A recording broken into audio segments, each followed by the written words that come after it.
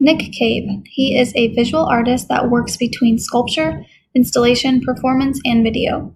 Nick is a messenger. He uses his work as a drive to implicate change in the community. Nick says, "It's my job to use art as a vehicle for change, to be an instigator." In Cave's mind, art springs from interaction as well as reaction. Nick proposes the question, what does it feel like to feel less than and discarded? This is when Cave realized he wanted to be an artist with a conscience. It was 1992 when Nick Cave created his first sound suit. This was in response to the beating of Rodney King by the Los Angeles Police Department in 1991. And almost 3 decades later, Nick's suits are no less timely. Nick felt like his identity and who he was as a human being was up for question. Nick felt he was existing very differently in the world, and that brought the question, how do I exist in a place that sees me as a threat? And the first sound suit was born. Sound suits are meant to camouflage the body, masking and creating a second skin that conceals race, gender, and class. Sound suits serve as a visual embodiment of social justice that represent both brutality and empowerment. All of Cave's work addresses issues that surround race, identity, gender, social injustice, and gun violence. Nick's purpose is to engage communities, bringing them together to celebrate what it means to be human. When you visit our exhibition, expect to be included. We offer interactive displays where visitors are implicated in the art. We focus on sound and movement throughout the entire space, as Cave would originally do so. We intend to create an open environment where the act of viewing Nick's work allows participants to see each other at the same time. This is a meta concept that Cave actively promotes. We intend to follow Cave's ambitions and create a socially engaging and persuasive exhibition. For our mood board, we focus on the expressiveness of Nick Cave's personality and the key elements of his works, starting from the face and human figure that symbolized identity, branching off to the sense of colors, materiality, and movement within a space. This mood board shows the visual representation of our overall inspirations and directions we're aiming for this project. Nick Cave exhibition is held on the top floor of a building located at 328 South Jefferson Street in the West Loop neighborhood. Built in 1992, this 270,000 square feet concrete loft building is a great open space with high ceilings, strong structural features, and large-scale windows that allow plenty of natural light, which make this building flexible for a variety of uses. A large focus within our exhibit was incorporating the windows into the design and overall experience.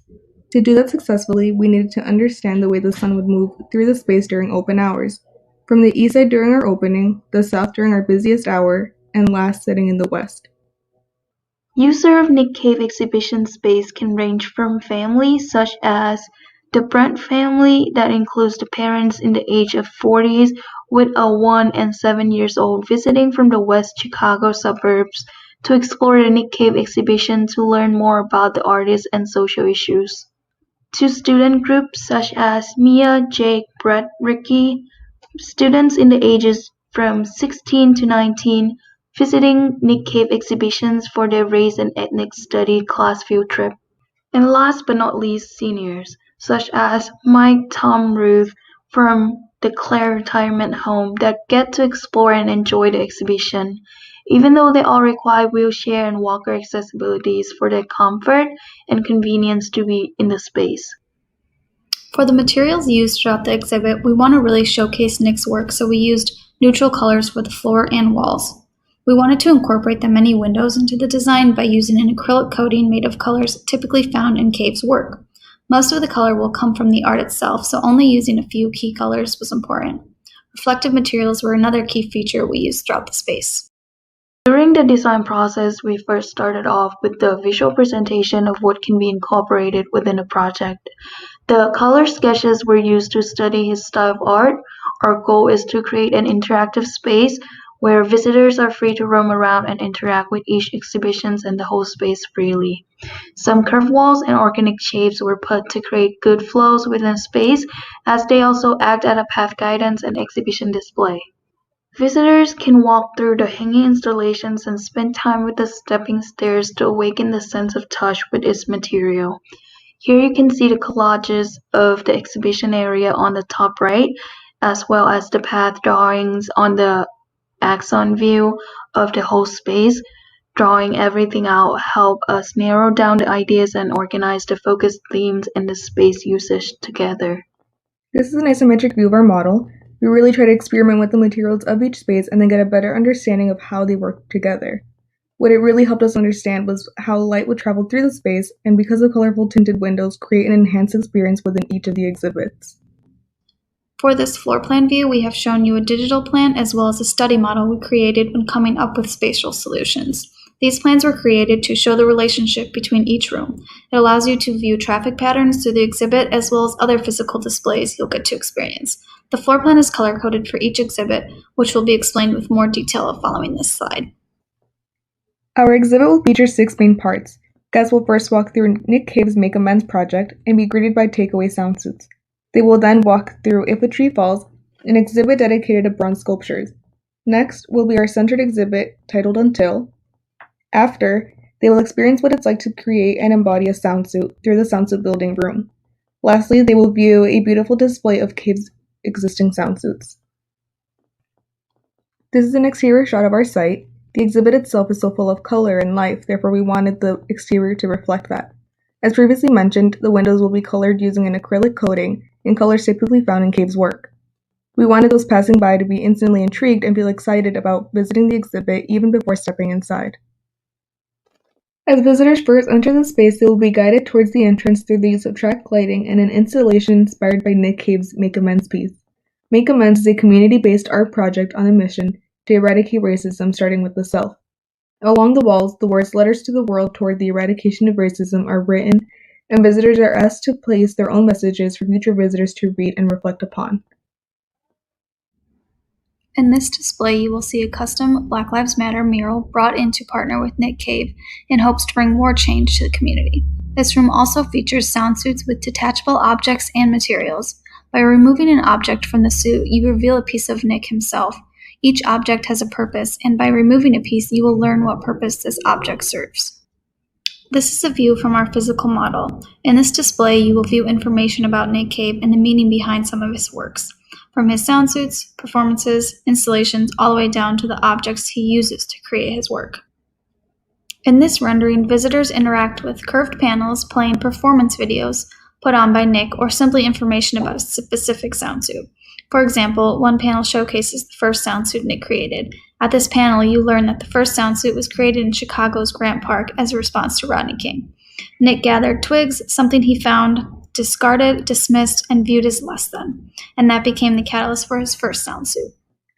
This detail will give you a better understanding of the structural build of our informative panels. By showing their materials, dimensions, and how their curved shape will help capture visitors' attention by physically wrapping them with information. Until is an installation Cave produced in 2016. This installation consists of a few different displays. The two we intend to show in this space are the crystal cloud sculpture and an immersive forest of wind spinners. We want visitors to experience this installation, but with a twist to it. We started the process with Photoshop collage of the intended space. Next are a few images taken from our study model. This space allows visitors to walk through the park Cave created his first sound suit. As you walk through this exhibit, you can imagine yourself in Cave's mind and his place in history. This installation seeks to position visitors inside of a sound suit. Above the garden is the crystal cloudscape, made from thousands of crystals. Until was created following the shooting of Michael Brown, and the installation is a response to Cave's question, "Is there racism in heaven?" The next space you will experience is also part of the Until installation and consists of bright wind spinners. This exhibit is meant to be a place for reflection and introspection on race and gun violence in America. The title Until references the phrase innocent until proven guilty, or in some cases, guilty until proven innocent. This display is made up of wind spinners that are a typical object you might see in your backyard. What's interesting about this group of wind spinners is you will see that some have imagery of bullets, teardrops, and guns that's mixed in with regular store-bought designs. This exhibit is meant for visitors to reflect, and Nick hopes that they will spend time considering these important issues and what they can do to make a change. A big portion of Nick Cave's work is inviting visitors of his exhibitions into his art. Whether it's through dance or writing the actual piece, there's a sense of community that doesn't go unfelt. We wanted to create a space where people can experience what it's like to make a sound suit of their own. The space was originally modeled to be completely made of a fur material similar to some of Nick Cave's suits, and featured essential tiered seating. The sound suit building screens were then placed on both ends, where visitors can join others to create the sound suit. After creating the study model, we felt that the fur was too overwhelming. Therefore, the final design was remodeled to showcase that same fur, except that it will now be seen through a curved opening that wraps along the walls. The idea was that visitors can run their hands through the fur and be led to the sound suit building screens that are on either end.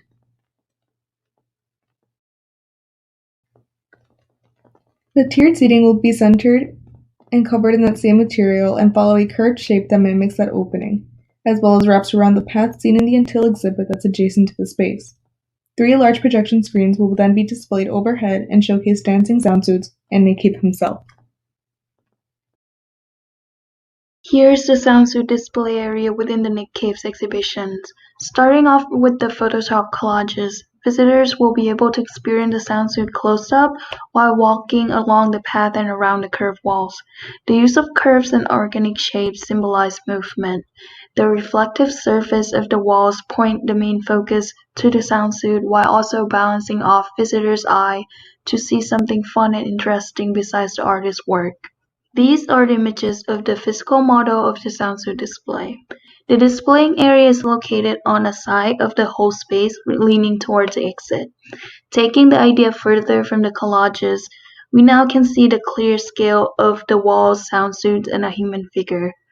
A model can also show us the potential lights that we can get through the tinted glass windows shining into the space. Finally, the physical model is put into 3D renderings. The first view is looking towards the exhibition exit, having the interactive display and Until exhibition on the right-hand side. We can clearly see the relations in scale for walls and sound suit. The lighting is greatly emphasized to complement the Nick Cave sound suit and how the natural lights could possibly affect the interior space. The second view is standing from the corner across the exit looking towards the Until exhibition. Besides the scale and lighting that I have mentioned, we can also grasp an idea for materials that are used for walls, floors, and sound suit base from these renderings. Everything combines together, create a great impression for visitors before they finally walk out of the exhibition and leave the buildings.